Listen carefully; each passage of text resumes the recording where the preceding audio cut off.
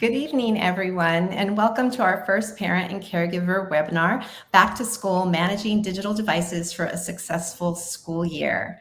We are so thrilled to be here. I'm Vicki Saylor, Senior Manager of Education and Community Partnerships at Common Sense Media, and I have the privilege of leading family outreach in schools, working with parents, educators, and community members to ensure we're all working together to empower our families and kids to succeed and thrive in this digital world.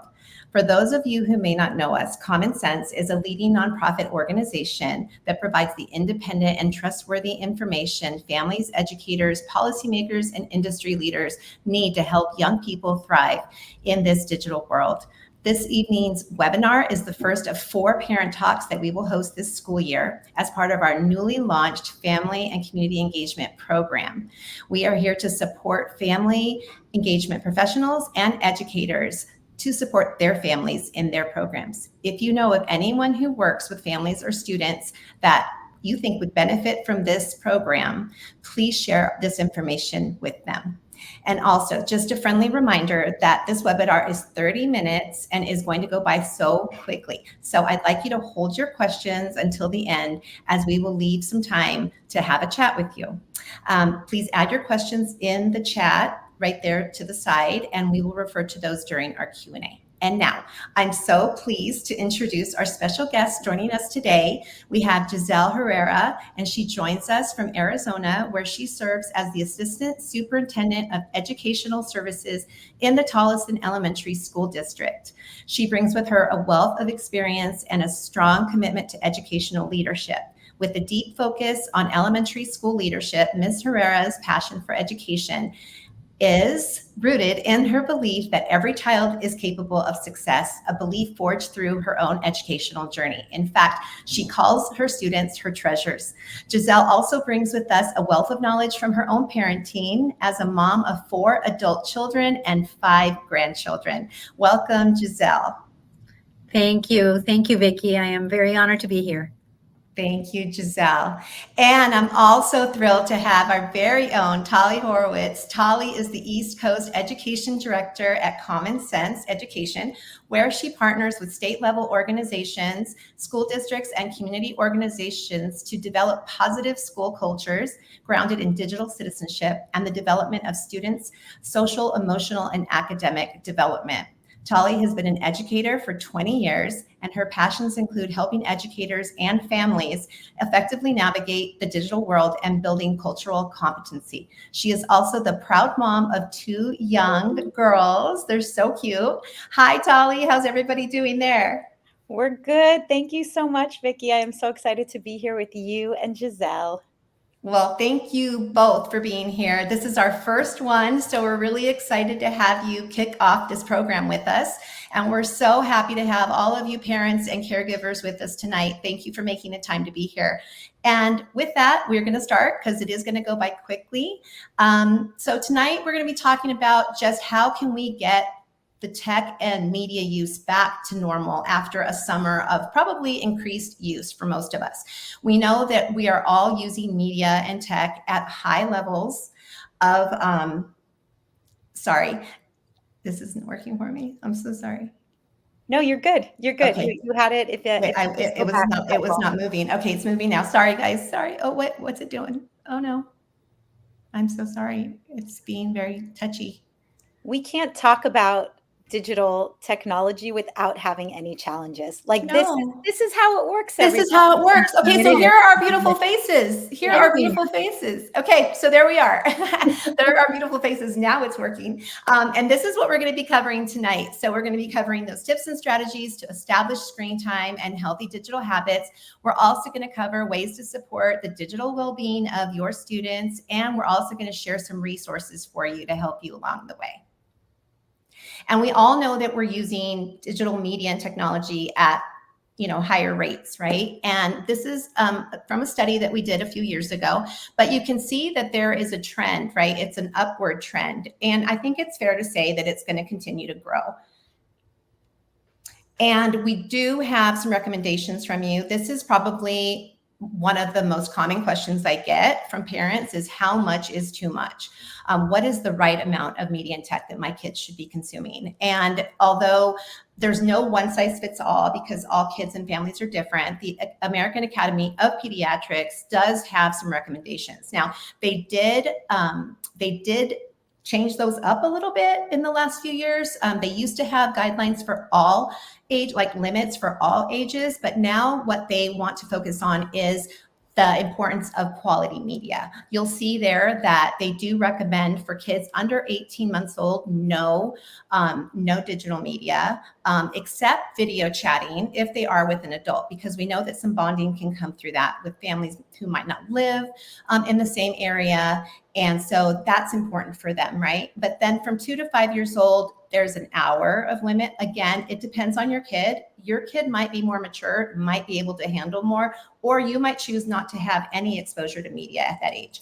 And that's to 5 years old. And then after that, they just want us to focus on high quality content, really focusing on really like educational programming. And then they recommend that we use media with our kids.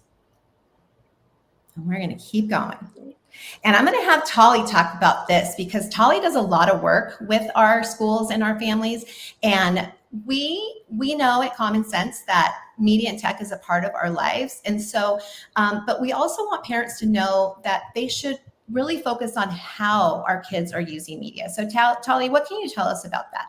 Yeah, absolutely. So exactly like you said, Vicki, we're really thinking less about the amount of time. It's important to think about the amount of time in terms of balance, which we'll talk about, but it's really the quality and how you're spending that time. So you see in front of you, we've got kind of 3 broad categories of passive, interactive, and creative. So passive, you can think of as just watching TV, maybe scrolling through TikTok or Instagram. You're kind of not fully thinking, it's that zoning out time.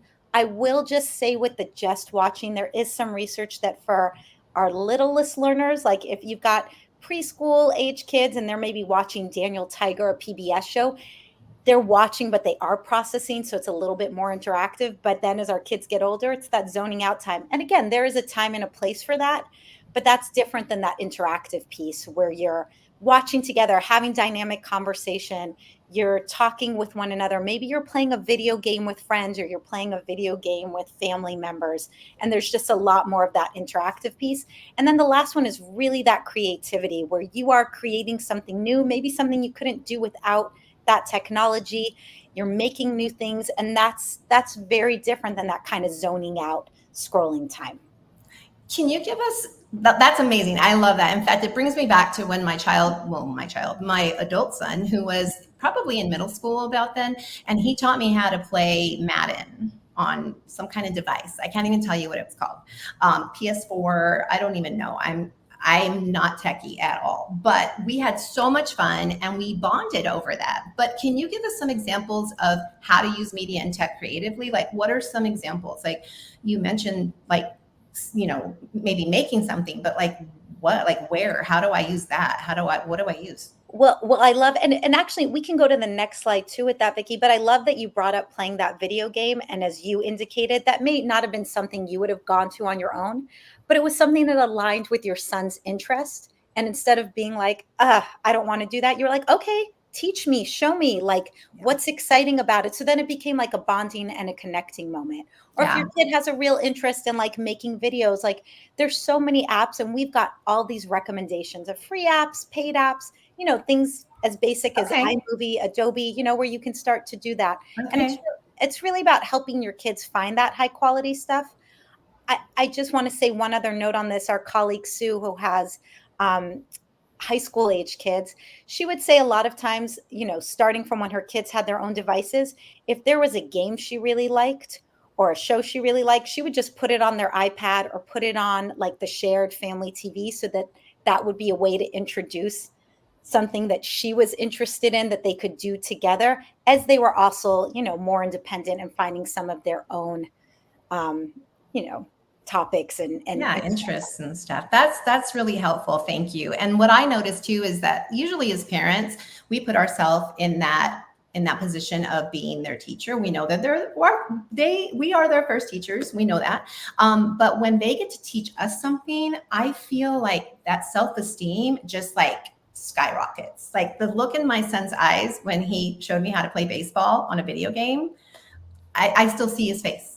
he was so proud that he could bring me into his world, and it helped me understand. It was also a really good way for me to understand like who he spends his time with, because then like sometimes notifications would come up and then I would be able to see like, who's that? So it really gave me a glimpse into his life, and it wasn't me spying. It was just, I was there in the moment. And so I was able to help him if anything came up in the moment. But thank you, Tali. That is so wonderful. So what else can you tell us? Like, why else should we focus on high quality content? And where can we find any? Yeah. Do you mind advancing the slide? Yeah. Thanks. Well, we have our common sense selections. So these are our curated best of lists. You can have things, in the entertainment category, but also for learning. And we really break it down in terms of looking at things like violence, language, sexual content, diversity and representation, positive role models. And there's information for parents and caregivers to learn more about what a game is about, what a movie's about, what a TV show is about, and how they can use it appropriately. You are hearing my kids in the background. Okay. Yes, it's okay. And I wanted to say with that, Vicki, you brought up again the pride your son felt and how you were able to also notice those notifications and who he was talking to. Another quick hack is if your kids are watching or playing something, as much as possible, not to have headphones on, because that's when you can hear that kind of conversation and be able to jump in and learn more about your kids' interests and actions and behaviors. That is really interesting that you say that, because I was at somebody's house and they were letting them have some device time, some screen time. And I remember the mom saying, no headphones. So she was going to be multitasking, right? Because she was visiting with us, but she wanted to make sure. That's why she said no headphones. And I was like, wait, we can't talk about adult things if she doesn't have her headphones on. Gisselle, let us know about you too. Like, you have grandchildren and you're a working mom, working grandma. When you sit down and you spend time with them, what are some things that you focus on? Like high quality content, but like if you're there watching something with them, how can you turn that into a learning experience? Yes, there are so many good things. And a lot of these things, I have learned from our own families here in our district. They have so much wisdom, and they themselves have been navigating everything tech, right? So some of the things, of course, that has come up in terms of, making sure that the families have access to conversations that could be private. You don't want them to be private. But along with that, just setting some agreements. That would be top of mind as we're thinking about even little ones as well as preteens and teens, coming up with a conversation that is going to really guide to some agreements and commitments in terms of what that tech use is going to be looking like. That way there's no surprises, right? To be responsive. We want to be responsive, but not in the sense that we're being reactive. Yeah. The more that we can have clear conversations in advance of expectations and just clear agreements that works for both, the more that we can avoid what would then might be a confrontation, rather just being in agreement as to what that's going to be looking like in terms of the use. Thank you so much, Gisselle. Yeah, that is exactly what we're going to be talking about next. And on this screen, you'll see that we also have the common sense selections for learning, and that's where you can find some of those apps that Tali was talking about. So thank you both so much. So before we get into how can we manage with Gisselle, she gave us a little preview of that, and Tali's going to help us find a resource that we can use. We are going to base our discussion today on the well-being of our kids, because that's our goal. That's our ultimate goal. And we know that the more they use media and tech, if they're not using it in balance with other activities, if they're not choosing high quality content, that their well-being, their overall well-being can be affected. So our well-being is influenced with the relationship, with all of that, on how we use it, how long we use it, and what we use it for. So, but Tali has some advice for us, and Gisselle she started with some advice. Gisselle, you talked about having a plan. You talked about talking with your kids, how important that is to have those conversations. What else can you do as an administrator? You're talking about some things that you can help your families with, like when they're doing homework and how to get them ready for school. What are some things that they can do? Yes, definitely one of the things that we've been educating our families. And so we hold our parent advisory council meetings with different families across the year, and also continuing to educate the educators, as well as our school building administrators, so they can be supportive and it can be a common understanding. Guiding them to good resources is key. We as parents, right, we don't know one thing from the other in terms of new apps and new games that are out there. So we do leverage commonsensemedia.org, and we do let families know consistently, go back to that, go look up the book, go look up either whatever media, movies even. So that is something that I have found helpful because, again, families don't sometimes know about the impact of some of the apps that might not promote that overall well-being. We do have a very strong focus on the social emotional development, and we know that there is a relation between the use in terms of being healthy use, perhaps not being as healthy as it could be. We want the kids to be strong learners and healthy learners, and for that they have to be critical consumers of what it is that they're engaging in. Thank you. Thank you. Now we have all these tips and everything, but then our kids are coming home with devices. Yes. Teachers are using tech more in the classroom. They're sending homework home via technology. So with so much, like, what are the challenges you see with that? Like, in terms of kids, parents, and your staff, what are some challenges that the schools and families face with this type of tech use? Because it's almost like we can't get away from it. We want our kids to be techie, because look at me, right? Come on. I couldn't even advance the slide. But we also want to take care of their well-being, and we want them to not lose sight of, like being outside till the sun went down, like we did, right? Or at least I did. And so those are some challenges, right? So when you give them these devices, and when the teachers are assigning homework and everything's kind of digital, what can we do to help kids have a better balance at home with that? Like, what are some strategies? Like, should parents have a routine? You talked about routines. Should they have a place to like set up? Like, should they have their own like study place? Should they get that stuff done before they play? Like, what can parents do? Yes, no, thank you. And I think the key word is balanced. We have done our own surveys of our students, and they're right in line in terms of the number of hours. They'll tell you it's 6 hours plus. And so then we have to wonder what does that engagement look like? But some of the things that have come, again, from our own families around planning for it, for example, it's just ensuring that there's a clear schedule, perhaps, that shows like when playtime ends and then maybe study time begins. I know that some families have even advised on using timers to help with that transition. So there's, again, no surprises, because the kids get so engaged in whatever technology they're using. So letting them know, okay, you have 5 minutes and here's the timer. That's something that has been shared, and from families, they've said that works. About the feelings, that is super critical. We have found that families have also found it helpful when they do take a minute to check in with their kids to ask, how does it feel, or how did you feel after using whatever it might be, whether it happens to be Snapchat or Instagram, whatever app they might be in, so that the child can be reflective also on their use and how much time they're spending, but as well as how they're feeling, how that app is making them feel. Because I think that is also very critical, the amount of time, but also the result of using and engaging into that media. And then encouraging that critical thinking. You mentioned the games, Vicki, and there's a lot of critical thinking and decision making in many of these games. So perhaps it's not saying you cannot play the games, but then infusing some of those questions around, why did you choose that strategy? Or how do you think this is going to, work out if you do this or that?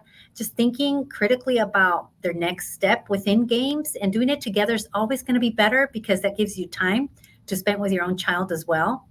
Yeah. Having those times for tech-free, perhaps family meetings. I know families sometimes do that at the dining table when they're having, some time together, to be able to just maybe troubleshoot if there's an issue or something that's coming up. What families have shared is that if something is coming up that perhaps they want, to be different for their child in terms of media use, not to do it when the media use is happening.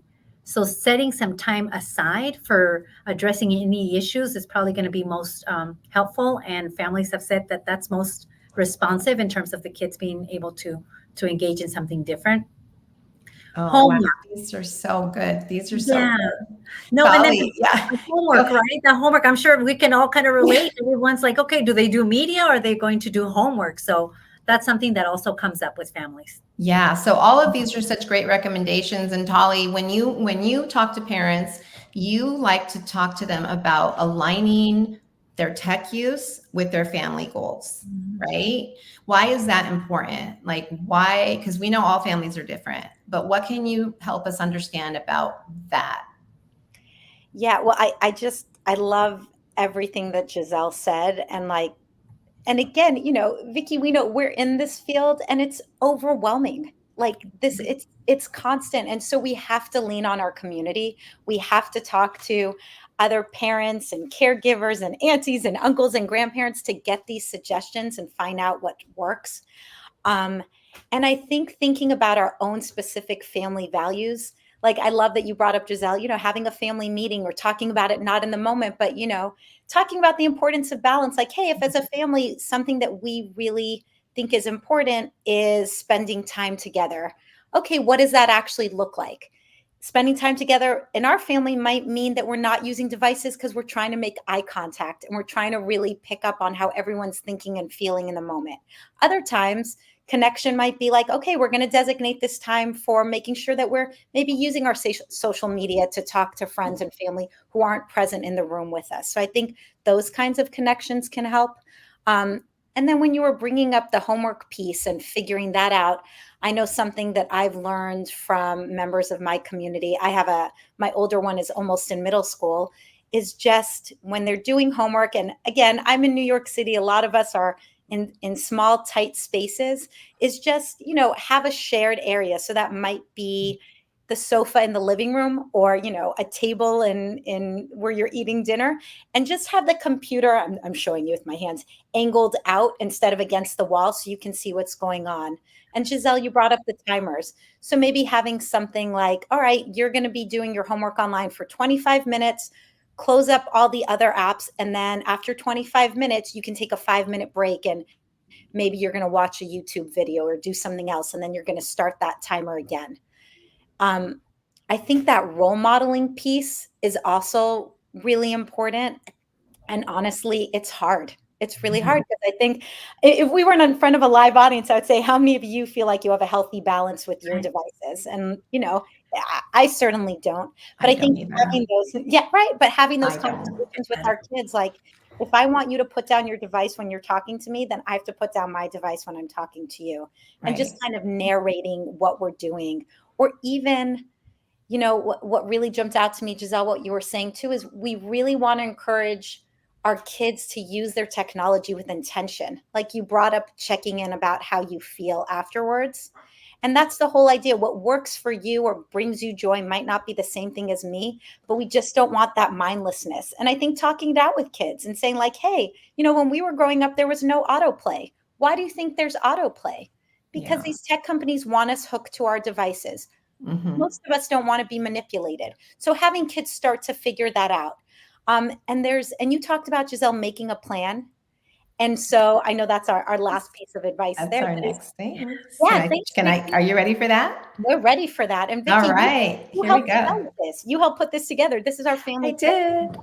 Yeah, and it's fantastic. It's interactive. We have it broken out by ages. So 2 to 8 is a little bit more prescriptive. Like, here are times you should really think about not using devices.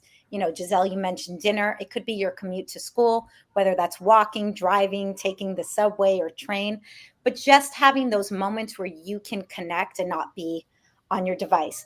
We've got the 9 to 12-year-olds where we're talking it through. They're gaining more independence. And then 13 plus, this is really joint adult and teen. We are both trying to practice these good Yeah. habits of balance, and we're figuring it out together, and it's interactive. Yeah, thank you. And I invite parents and caregivers that are watching tonight to click on that link that's being shared with you and play around with it, get to know it, just to see how you can fill it out. You can actually fill it out online, or you can actually print it and also fill it out just by hand. But, take a look at it and get to know it. And then obviously we recommend you sitting down as a family and helping start that conversation on what media and tech use is going to look like in your house. You're going to get a better buy-in if you have their input, if you have your kids' input. It also helps you talk about your goals and your family values. And that way you can all be on the same page. It's also a good idea to share your media and tech plans with other people that may be sharing time with your kids.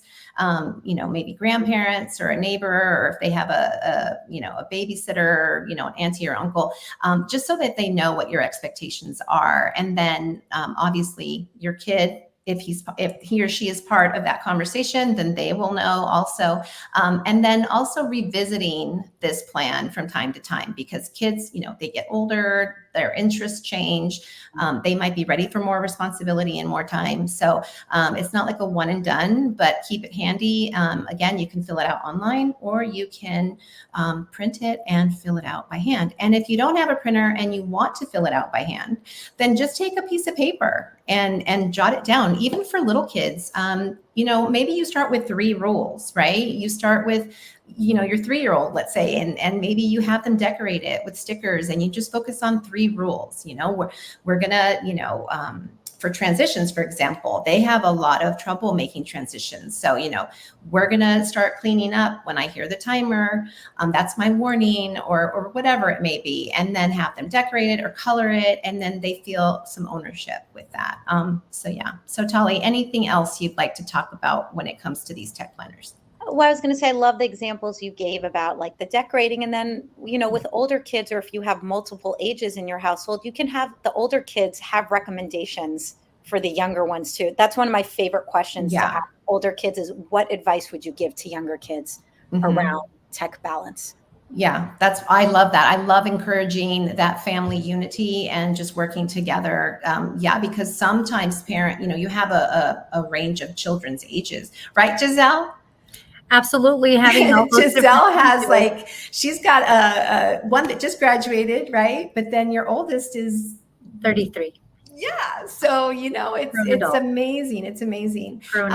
So you bring up a good point about using this to have conversations, and why is it important to have these conversations? And, obviously it's to set limits and settings, but we want to also encourage them, right, to have their offline lives, encourage them to make those face-to-face friendships. What else can you tell us? I think one thing, of course, that the families are starting to realize it's not about limiting the time. Definitely keep an eye on that, because that can also be excessive, but it's about that quality and exactly what are the kids doing online, and how can we not only be informed, but also be able to guide them to engage in ways that are going to be healthier, and also maybe bring out the creativity in them and have them there's so many things that they can do that can be productive online, that it's not always, quote unquote, I don't want my kids to be online. Rather, what should I be guiding my children to engage in? Right. And this last point right here about sleeping, as an administrator, we know that kids' attendance is so important, right, for schools. But more than just attendance is they need to be ready to learn, right? And so they need to get their sleep. Tali, we learn, with the research that we do, that kids are being notified at all hours of the night. Their sleep is disrupted. So Gisselle, when kids aren't coming to your school district, to your schools, when they're not rested and ready to learn, it's harder for them, right? So they have to have that routine, maybe charging their phones outside their room if they have a phone, what else, Tali? Turning off devices. How long before bed should they be turning off devices so that their sleep is better? I think it really, I know there's different research out there that'll say an hour before or 2 hours before. That may or may not be realistic, but I just want to underscore what you said, if possible, to keep devices out of the bedroom at night or on, do not disturb, because it's not just the academic readiness. It's also, you both brought up the social emotional well-being. There's such a huge correlation between our mental health and sleep. Yeah. So cannot overstate the importance of sleep enough. Right. Sleep can affect us in so many ways, physically, mentally, emotionally, all of that. And so as we wrap up and we're talking about having things to say to our kids, here are some things you can do. Here are some resources you can use. Here are some ways you can use it. This is, a tech planner. When we're having that conversation with our kids, or when we're trying to decide, are my kids healthy or not? Like how do we know? Like, what does balance look like, Tali? What are some things that we should be looking out for? Yeah, this can be kind of your mental checklist. So we talked about it. Is my kid overall physically healthy? Are they sleeping enough? Are they connecting with family, with friends, whether that's digitally or face to face? Really what we're looking for is, do they have meaningful connections in their life, people they trust? Are they doing okay in school? And do they have interests and hobbies that they're pursuing? Again, that might be gaming. Is it basketball? Is it art? And ultimately, when they are online or using their devices, are they having fun? Are they learning? We want them to be feeling good. And just to underscore again the conversation, we invite you to be curious, ask your kids questions, talk to them, because we want our kids to talk to us, right? We want them to come to us with how they're feeling and ways we can support. Sure do. Well, thank you both so much for all of your advice. I know it went quickly, and I apologize for the little hiccup at the beginning, but we do want you to stay in touch with us. That is where you can find all of our resources. That is what our webpage looks like. And it's at commonsensemedia.org. We have our parent site, which is at Common Sense Media. We have also our educator site, in case you're an educator on here, Common Sense Education. We also have a newsletter if you are interested in signing up for our newsletter to receive tips straight to your email.